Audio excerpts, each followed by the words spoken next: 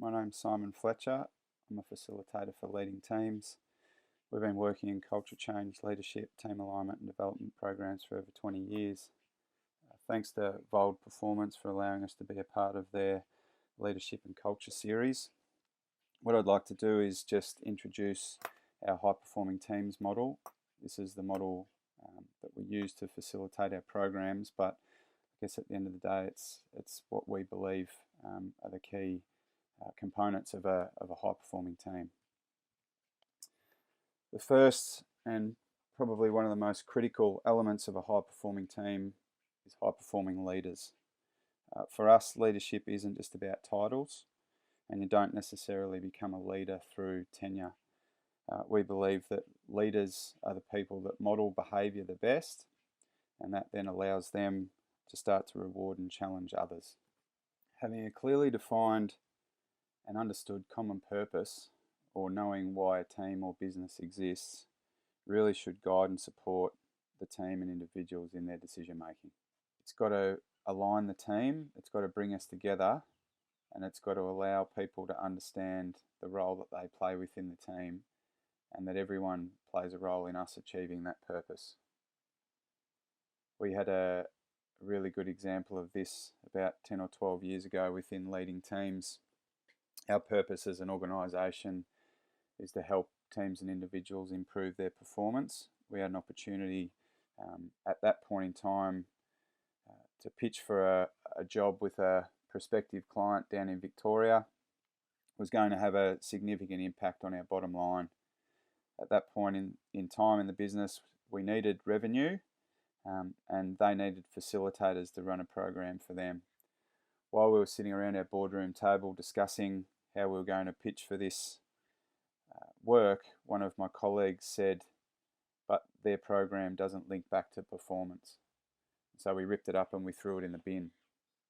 So it's a really good example of, as I said earlier, your purpose guiding your decision making. At that point in time, we could have chosen to exist to make money, or did we stick to our purpose in the fact that we were there to improve individual and team performance? Another great example of this is a story of JFK walking through NASA a long time ago, and he was walking through, saw a guy with a mop and bucket, and he asked him, "What do you do?" And the guy responded, "I help put people on the moon." When you hear that real language of ownership, not people saying, I just do this or I'm just that, when you've got that real ownership in language, that's a really good sign that people understand and are clearly aligned to your purpose. As you can see, next we look at mechanics and dynamics. When we're thinking about mechanics, we're looking at KPIs, strategic plan, technical skills, operating processes, the what we do. When you look over at the dynamics, it's more about the how we do it. Okay, so we're thinking about culture, which for us really simply is behaviour, and it's the behaviour that you walk past. We know that any behaviour that we walk past is a behaviour that we accept, and I'd also like to challenge people to think that you can actually take it a step further, that if people are behaving in a certain way and we allow that to occur, that we're essentially patting them on the back and saying, keep doing that. And anyone else who sees it, you should do that too. So what we're saying here is that the mechanics and the dynamics are as equally as important as each other. Now, what happens a lot of the time is when teams get busy, they get stuck into the mechanics. What we believe and what we know is that there's got to be a balance of the two. If we spend too much time focusing on the mechanics, then that's when the behaviour or your culture can start to decline. I read a good article recently of a startup company who found that they'd grown significantly when they began, that culture was a really important part of who they were and who they were trying to be. And it got to a point where they'd grown significantly, and one of the owners went into a meeting room and just found that the meeting room was left in a mess. And for him, it was a really clear sign that their culture had dropped away. And so that was something that only a small thing at that point in time, but in the bigger scheme of things, he felt it was a really clear reflection of their culture at that point, that people weren't taking the time or the care to be able to leave a room clean for the next people that were coming in. We also talk about leadership versus management. Okay, so we would often say that we manage the mechanics, but we lead the dynamics. So as I said earlier, this goes back to the fact that anyone in a team can be a leader. You don't need a title to lead. It comes back to the way that you behave. So we've spoken about the fact that dynamics are made up of culture, which we've defined as behaviour. So what we want to do when we're working with teams, or what we believe teams needs, is an agreed behavioural framework. So what the agreed behavioural framework does is give absolute clarity to everyone around what is expected of them within that team. So this should enable accountability, but as I said earlier, it also ensures clarity.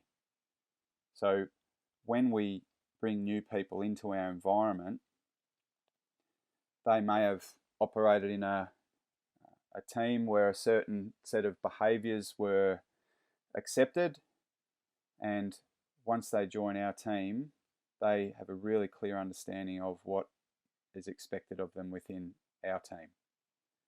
Okay, as humans, we're all made up of different experiences that we've had in our life, and what we want to try and do is align everyone to understand, that you may have had different experiences, you may have been in different environments, but we now clearly understand what is expected to be a part of this team.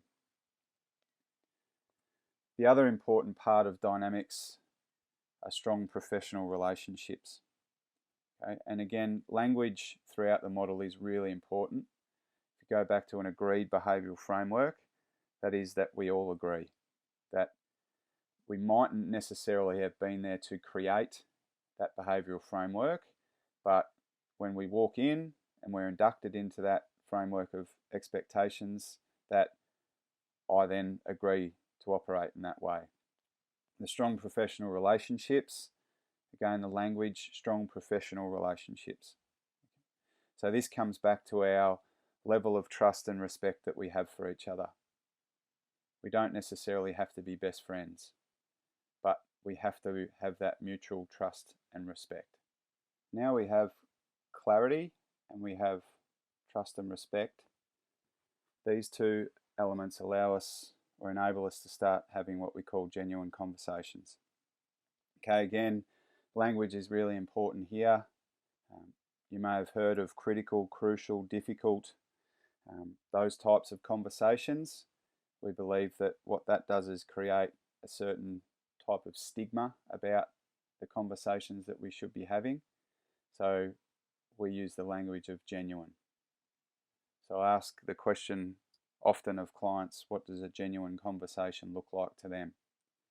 And words like respect, honest, coming from the right place, always come from the people in the groups.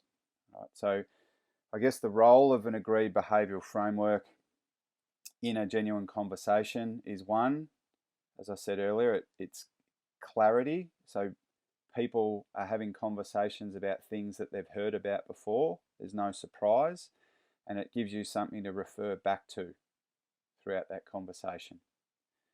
The strong professional relationships, as I said, is that trust and respect.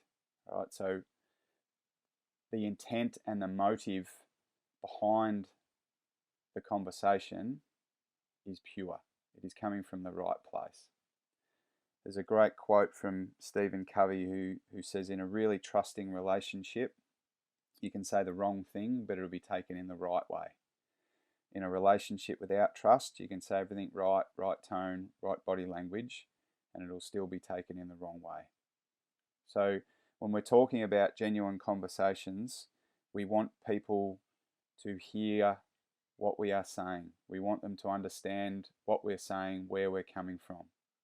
And these can be performance conversations. So we spoke earlier about challenging and rewarding behavior. It might be a conversation that somebody's, facing some challenges outside of work and might need some time. And so if we have the trust, we know that they are having some issues, and we know that as a leader we might need to give them some time outside of work and have that flexibility because we believe what they're going through at that given point in time. So the link between the mechanics and the dynamics comes from these genuine conversations. If we have an environment where people feel safe enough to be having conversations about performance, about the way that we do things, the way that we function as a team, then we know that that will therefore go and have an impact on that mechanics side. Okay. If there's no safety within a team, people will hold back. People won't give their views, thoughts, and opinions. No one in a team is smarter than everyone in a team. Our belief is we want to empower people within our team to play a role. When people feel safe, when people feel connected, when people are engaged, they will perform at a higher level. And as I said earlier, what they will do is they will share their views, they will share their ideas, they will share their thoughts. And therefore, as leaders within an organisation, we've got more information, we've got more ideas coming forward that therefore can impact our operating processes, that can impact our strategic plan, that can continue to build on our KPIs. So in essence, what we're saying is that for a high-performing team and even a high-performing individual, what we want is a balance of the mechanics and the dynamics. It's interesting that often you walk into an organisation and you talk about the highest performer, and instantly people will talk about who brings in the most revenue. We want to have a balance of the two. Yes, we want people who have got great technical skills. They've got great ability to perform the task, but we also want people that will genuinely buy into the team element, to be able to support others, to be able to think outside themselves and look at the opportunities for other people to improve and grow. And ultimately what we're looking for is people to leave a business or a team in better shape than it was when they got there. So if you look at the model and you look at the different elements of it, often I'll present this to teams or prospective clients and they'll say it's pretty simple. Yes, it is. It is simple. But unfortunately, it's not easy. Okay, so again, as I said earlier, when we get busy, when we're being challenged, when we're under adversity, what a lot of teams, and even sporting teams, under pressure, what do we got to do? We've got to train harder. We've got to get better at our game plan, and we've got to get better at our skills. But we know that if we can have that balance between both the dynamics and mechanics, then the performance of the team will improve. So thanks for your time. Hope you got something out of the presentation. If you'd like any more information, jump on our website, leadingteams.net.au, and you'll be able to make contact with someone there. Thanks again. Bye.